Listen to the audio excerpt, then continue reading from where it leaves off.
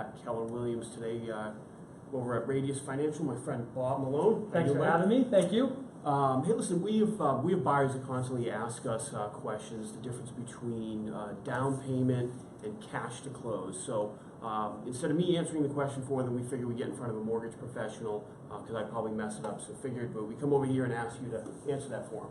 Sure. Well, that's a question we get all the time. Buyers call us up and they let us know how much money they'd like to put down in the new house. And just to make sure that we're always on the same page, I let them know, all right, normally the cash you bring to closing is going to go to 3 places. Your down payment, which of course makes up typically the vast majority of the cash to close. And that's the money that you're buying a house for $400,000, you're putting down $20,000, that's your down payment. And then the second place your money goes is to closing costs. So to any lender costs, appraisal fees, title insurance, attorney's fees, that sort of thing. Okay. And then finally you have your escrows. So that's some money that you might be setting aside to prepay for your taxes for the home, insurance, any per diem interest, maybe even the first year's premium that you're paying for your homeowner's insurance, Okay. that sort of thing. So your down payment and cash to close are different because your down payment is just applies to the purchase of the home, but then of course your cash to close is made up of the down payment, closing costs, and escrows. Okay. Okay. So at what point do you usually have the conversation with lenders? Because I'm sorry, with buyers, because a lot of times we have buyers that just don't know that. I mean, do you talk to them right up front about that? Without question, and the reason we do that is because it's really important to make sure that we're all on the same page.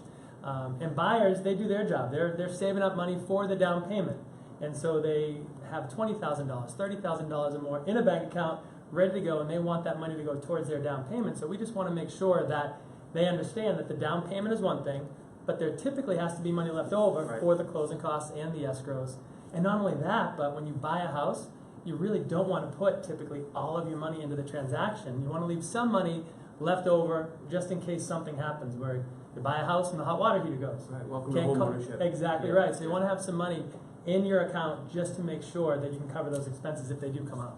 Okay, guys, this is why we bring out the mortgage professionals. I know it because I'm doing it a long time, or at least a lot of it, but these guys are answering the questions. Bob, how do our consumers out there get in touch with you and your team? Sure, they can call us anytime in the office, right over in Norwell, at 781-742-6500.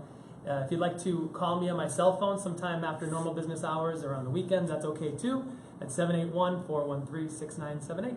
All right, guys, if you have any questions, lender questions, prepaid, escrow, deposit, drop them in the feed below. We'll make sure we get back to you in timely fashion. And we can always be reached, the Dentremont Group at Keller Williams Signature Properties, 781-964-4353. And have yourself a great day. Thank you very much.